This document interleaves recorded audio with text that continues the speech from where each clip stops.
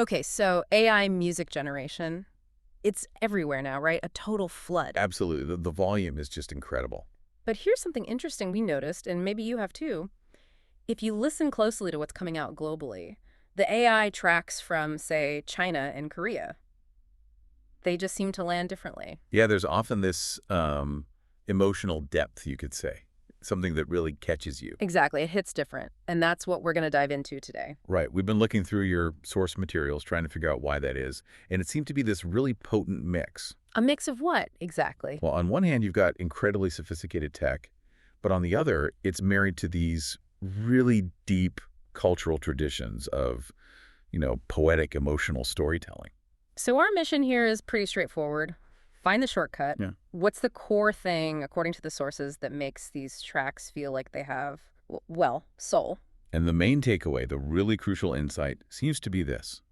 The AI songs that genuinely move you, they're not just made by machines operating alone. No, they're real collaborations, deeply intentional human-AI partnerships. So if you're thinking, oh, AI music, it's bound to be soulless, you might be missing a huge piece of the puzzle here. Exactly. You're missing that critical human guidance that's shaping the whole thing. All right, let's get into that partnership then. Let's unpack it.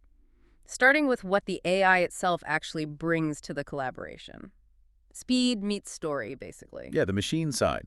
It provides the infrastructure, you could say, the sheer speed, the versatility, its learning patterns, harmonies, rhythms from just vast amounts of music. And the sources point out it's not just generic learning, right? They're often fine-tuning these models, like really advanced AI on massive curated data sets specifically from that region. That's a key point. It means the AI gets the nuances, the specific microrhythms of K-pop, the harmonic flavors of Mandopop, the instrumentation.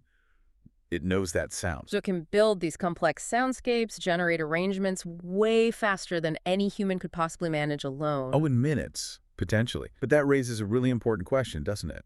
Which is? Well, if the AI is so good at spotting and copying successful patterns, isn't there a risk of everything starting to sound the same? Kind of homogenized? Yeah, like infinite variations of the same catchy but maybe predictable hit song. Are we just churning out slightly different versions of what already worked?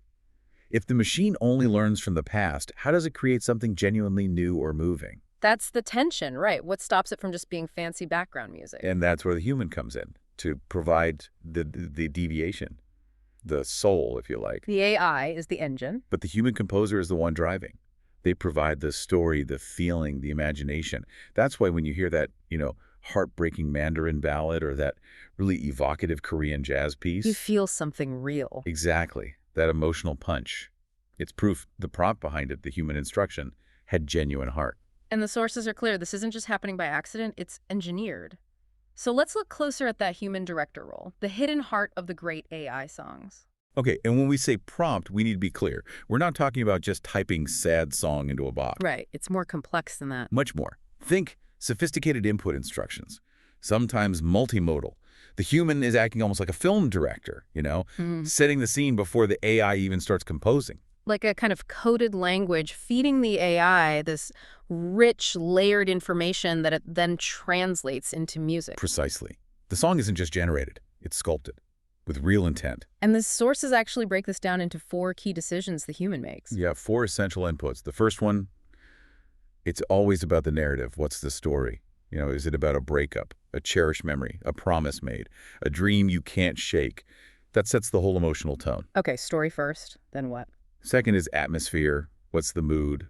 And they get specific. Is it dreamy, nostalgic, bittersweet, maybe fiercely passionate, even angry? You need that specific flavor. Definitely. Then third, the setting. Where does it take place? This is almost cinematic. Like, is it a rainy street in Seoul late at night? A quiet corner in a bustling Shanghai cafe? A lonely rooftop as the sun goes down? Ah, that grounding detail, that gives the AI textures, instrumentation ideas. Exactly. It makes a tangible visual instead of just an abstract feeling. Right. And the fourth decision? Who is the persona? Whose voice is this? Is it like a gentle whisper sharing a secret?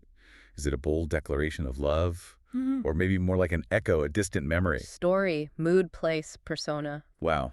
Without those 4, the AI might just generate noise, technically correct and emotionally empty. Yeah. But with them, You get this fully formed, almost cinematic emotional experience. It's a real fusion then. Engineering power meets human storytelling. Totally. You've got a machine that can crunch, I don't know, thousands of harmonic options a second, working with a storyteller who knows exactly which combination feels like heartbreak or longing or joy. Which brings us back to that geographical point.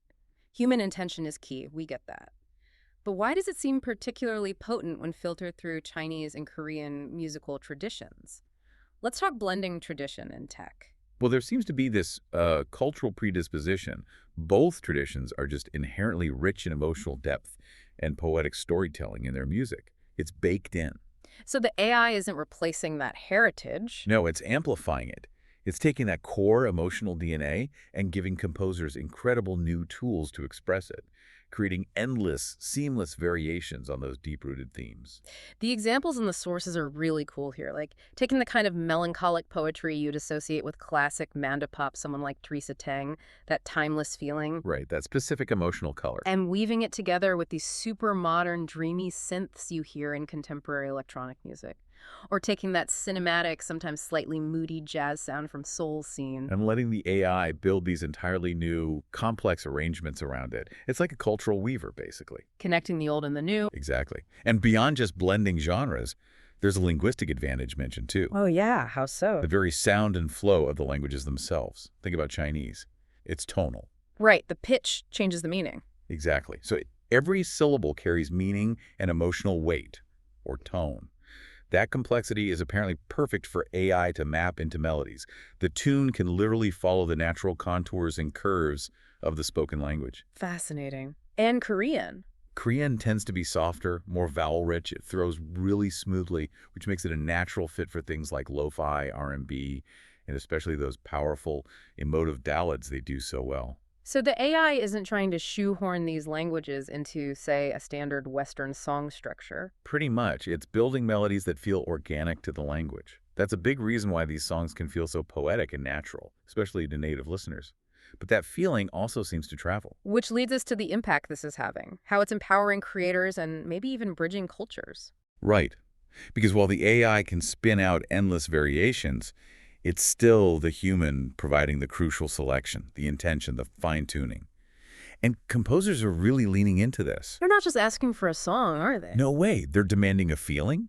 The sources give these really evocative examples of the prompts being used, almost like little movie scripts for sound. Yeah, I saw those. Not just make a sad piano piece, but something like, make it sound like a memory of love fading under yellow streetlights. Or even more metaphorical, like, let the chorus suddenly bloom like the first sunrise after a long heartbreak. Wow. They're writing these tiny, intense emotional scenes, and the AI is scoring them almost instantly. It's a whole new creative layer. And that speed, that accessibility, Yeah. it must be changing things for independent artists, right? Hugely. It's democratizing things. Think about storytellers who maybe don't have the budget for a big studio, or session musicians, or long production schedules. Suddenly, they have this incredibly powerful tool. Exactly. If you have a clear vision, you can bring your story to life musically, faster, and maybe even more richly than you could before.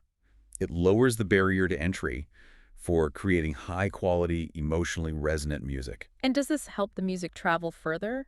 That seems to be the case. The AI acts as a kind of cultural bridge because the core emotions, longing, love, loss, joy, those are universal. It's the human story part. Right. Yeah. And the AI crafts these sophisticated soundscapes that help carry that universal feeling across language barriers. The sound itself communicates the emotion globally. Even if you don't understand every word of the Mandarin or Korean lyrics. Precisely. The music does the talking, amplified by the tech. It's this powerful loop. Complex human feeling drives the AI, which creates music that spreads that feeling further. Okay, this has been a really fascinating deep dive, but let's circle back to where we started, that common idea, maybe misconception, that AI music is just soulless. Yeah, it feels like an outdated view now, doesn't it? Yeah. Especially looking at this specific context. It assumes the AI is just working in isolation. Which it clearly isn't in these cases. Not at all. What we're seeing here suggests AI is becoming an evolution of how humans express soul, express emotion. Every time a composer feeds it that detailed input, the story, mood, place, persona, Those 4 key things. they're essentially teaching the machine, bit by bit, what human feeling sounds like, what connection feels like. So the music isn't just code spitting out notes, it's reflecting something deeper. It's reflecting our collective human experience, really. just channeled through this incredibly advanced new technology. So for you listening, if you connect with one of these AI-assisted tracks, if it makes you feel nostalgic or sad or hopeful, You're not connecting with silicon chips or algorithms. You're connecting with a human story that was fed into the machine. That's what you're hearing, amplified and shaped by the technology. the music becomes a mirror, not of the machine. But of the human dream, the human feeling, behind the prompt. So the big takeaway, It's that the most beautiful, most moving AI music we're hearing now, especially from these regions, is fundamentally a partnership. It's data and dreams woven together. It's proof that it's ultimately a human story being told, just through a new kind of voice. a powerful closing thought. And maybe something for you to think about after this. If the machines are getting this good at capturing and expressing familiar human emotions like love and loss, what's next? What new emotional landscapes might composers ask the AI to map? What feelings are out there that maybe haven't even really been set to music effectively yet?